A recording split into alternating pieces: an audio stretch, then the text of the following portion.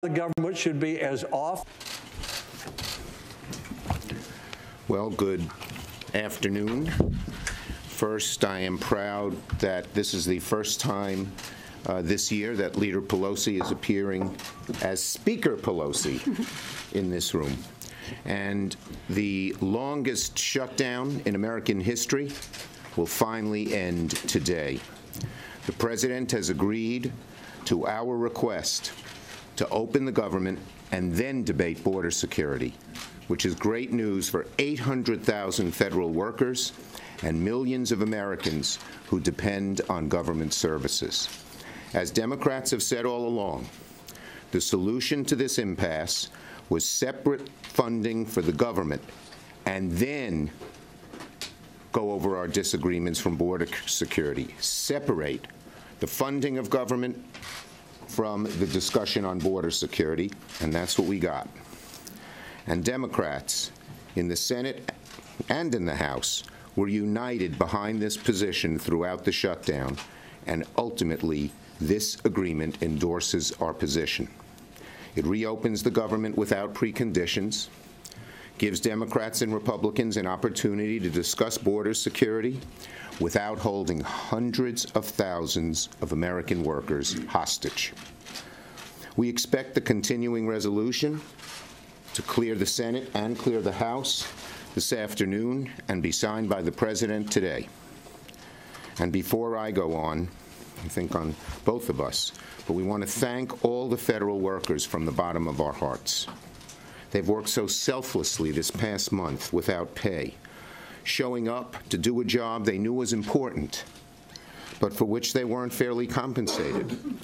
The workers showed up despite the callous indifference of the administration, who treated them as hostages, who treated them as pawns, who belittled their financial strain.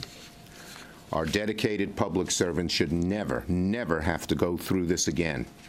We will do everything we can to make sure they won't have to. And this past month has proven just how vital government services are to the American people, whether it's our food safety, our airports, our national parks, our economy, our national security, and so much else. The American people do not like it when you throw a wrench into the lives of government workers over an unrelated political dispute. Working people throughout America empathized with the federal workers and were aghast at what the President was doing to them. Hopefully now the President has learned his lesson. Now, once the President signs the continuing resolution, we in Congress will roll up our sleeves and try to find some agreement on border security. We don't agree on some of the specifics of border security. Democrats are firmly against the wall. But we agree on many things, such as the need for drug inspection technology, humanitarian aid, strengthening security at our ports of entry. And that bodes well for finding an eventual agreement, the fact that we have so many areas where we can agree. But today, the President will sign the bill to reopen the government along the outlines of what we have proposed.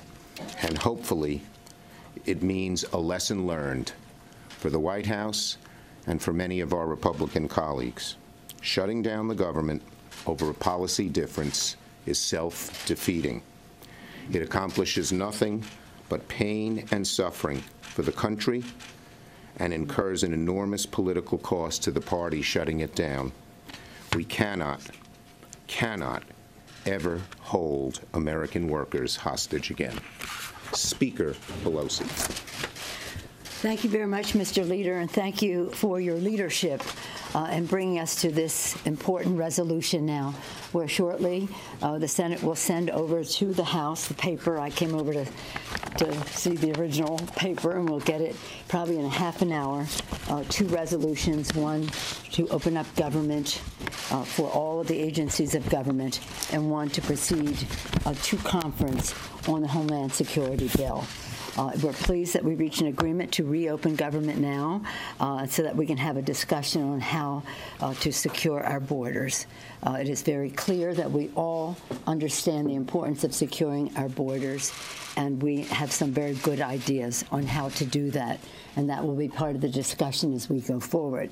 House Democrats look forward to working in a bipartisan, bicameral way to pass all of the bills to open government as we proceed into the conference discussion. Now, I'm an appropriator, and I was forged in that culture, and I know, left to their own devices, that the appropriators bicamerally and bipartisanly can come to conclusion. Again, sometimes it comes to the four principles of the leaders of the House and Senate to weigh in, and I think that we will have a very productive time in a short period of time to come to some conclusion. We're grateful, inspired by the courage and the determination of America's workers. They have shown during this crisis such strong character. But nonetheless, they have to pay the bills when they come due, whether it's a rent check, paying their mortgage, their credit card bills, their car payment, the list goes on. Some of them didn't even have gas money because they didn't have cash or any more line of or credit card ability to put gas in the car to go to work. It's really hard for some in the administration to understand how people live paycheck to paycheck and how marginal some of their existences are. It makes a difference in how they educate their children, how they put food on the table, again, how they pay the rent, et cetera. So we thank them and are so glad that, as the President said earlier, as soon as possible or immediately. So I don't know which is faster, but the quickest of the two, they will receive their back pay and the pay that is due today. We're grateful to Democrats on both sides of the Capitol for their unity that was very, very important in these discussions. It's sad, though, that it's taken this long to come to an obvious conclusion. We talked about missed bills and financial security being shaken, sometimes questioning, putting in question the credit, how people's credit is viewed. And that's particularly problematic for our veterans, many of whom are in their jobs with security clearances. And a security clearance is affected if your credit rating is diminished. So we are grateful to our veterans who have donned the uniform of our country to protect us and then moved on to the civilian side to continue their public service. And we want them to have all the respect they deserve, as well as our other public employees, federal employees, who are working so hard to meet the needs of the American people. We value their purpose. We appreciate their diligence in performing their jobs, whether, as the leader said, keeping us safe, and in terms of civilian aviation, whether it's the FBI, other areas of public safety, but also just in so many ways, whether it's food safety and the rest. The list goes on. You're familiar with it. But we don't want in any way any shutdown of government to diminish the respect that we have for the purpose of our public employees and the excellence of their service. Disagreement in policy should never be a reason to shut down government, really shouldn't, especially, again, for a period of time that has an impact on the paychecks. I'm sad it has taken this long. I'm glad that we've come to a conclusion today as to how we go forward in the next 3 weeks. And again, I salute the the Democratic leader in the Senate for the work that he did to bring this. Because in the House we passed 10, but sometimes we passed the bill. Working with our leadership, Mr. Hoyer, 10 times he brought bills to the floor to open up government. And the most recent one that was presented on the Senate floor yesterday was so simple. $12 billion for disaster assistance and open up government for 2 weeks. The Republicans said no. I think the public weighed in. And I quote Lincoln all the time, public sentiment is everything, that you can accomplish almost anything. And we thank the public for weighing in so strongly, for paying attention. And I think that will be the success of this conference. Again, as an appropriator, I participated in many conferences when we used to have them. This conference, that the public awareness is so increased and the public interest in it is so sharpened that they will see what the decisions are that we have to make and help weigh in on those decisions. I thank you again, Mr. Leader. Okay. Wait. One at a time. Come on, one at a time, please. Wait a minute. Are you recognized? Speaker, Nancy. the president has wanted this wall funding for a long time, but it wasn't until Democrats won the House that he really went to the mat for it. How much of all of this do you think is about the new power dynamic and his desire to show you who's really in charge? I don't get your question. I mean, the point is today we have come to a way to go forward to debate the best ways to protect our border. I don't see this as any power play. I'm referring to the past 36 days and the fact that he held out over wall funding. Well, if you're saying that the president held out over wall funding to show who was in charge, I think that's quite a bad statement to make about any leader in our country. But what I do say is let's go forward, get this done. The leader mentioned lessons learned and hope that the people know that we cannot hold our public employees hostage because we have a disagreement. For how many, 34 days? Is it now over 1 month? Having an impact on their lives. So I don't want to make any characterizations of the president's motivation. You'll have to ask him. Go ahead. Speaker Pelosi, did the president underestimate you politically? And can you assure the public that there won't be another impasse in 3 weeks? Well, I can't assure the public on anything that the president will do. But I do have to say I'm optimistic.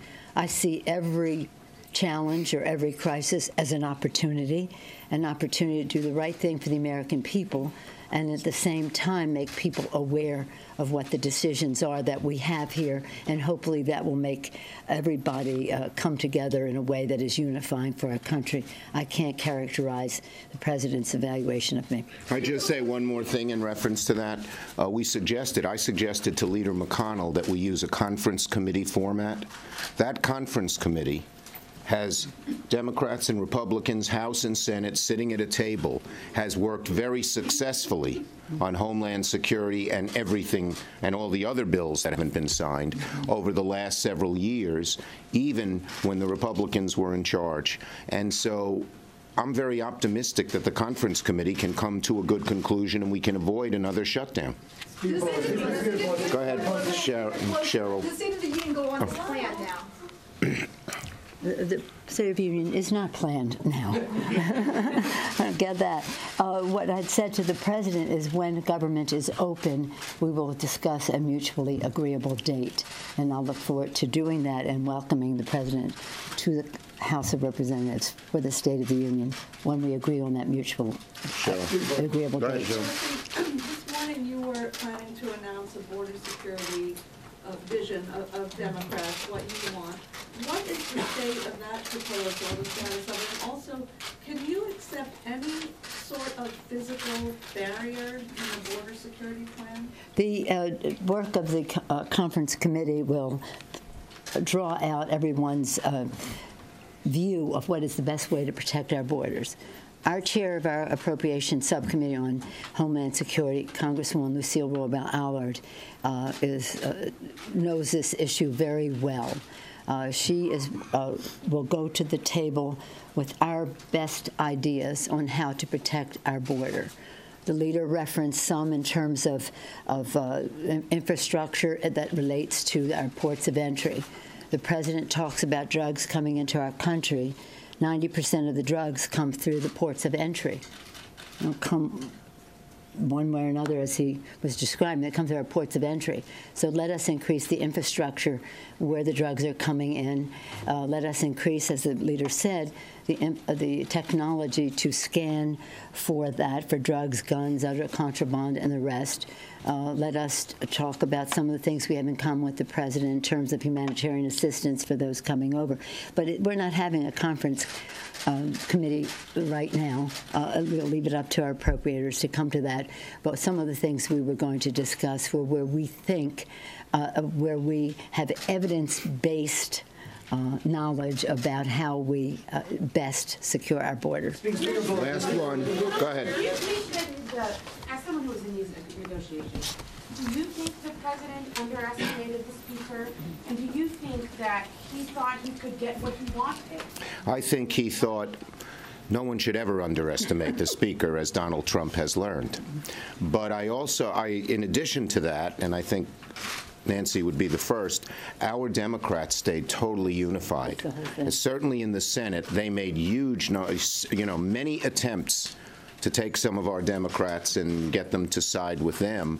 And the unity of our two caucuses really worked, because I believe the president himself believed and was told by a couple of his advisors, you've written about them, that, just hold out and we'll get the Democrats to crack and join us. In the Senate, more relevant than the House because they have the majority, he was unable to do that. And I think after 3 weeks, as the toll mounted and it became clear, we helped make it clear to the president, to the public, that the president was the one in charge of the shutdown, that he just, he knew that it was a lost cause.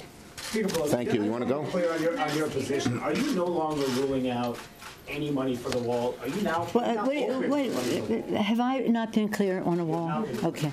No, I have been very clear on the wall. Yeah, I've been very clear. But let me just go to the previous question and say this and associate myself with the remarks of the leader. In our caucus, the beauty of it is the mix. And I always say, when people say to me, oh, you're so good at organizing a caucus. No, I don't unify our caucus. Our values unify us. And I'm sure it's the same in the Senate. And the fact is that our diversity is our strength, the differences in so many different ways, including differences of opinion. That's our strength. But our unity is our power. And that is what maybe the president underestimated. Thank you, everybody. Are you open to money for the wall now? Do you want to listen to the Dreamers News Conference? Yeah. Madam President, let me first of all start and echo the comments